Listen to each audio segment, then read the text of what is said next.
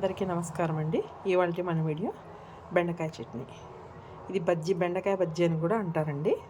దీనికి కావాల్సిన ఐటమ్స్, ఇది మిక్సీలో వేసుకోమండి.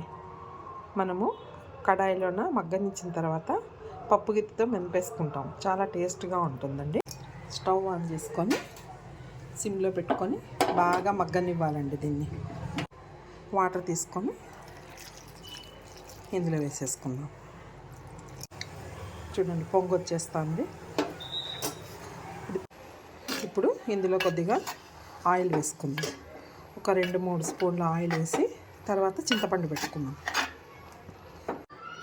కావాలనుకుంటే తిరగమాత పెట్టుకోవచ్చండి, లేదంటే లేదు. అంతేనండి.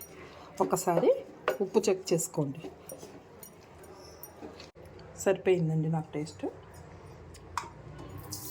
ఉప్పు పులుపు అన్నీ కరెక్ట్గా సరిపోయినాయి.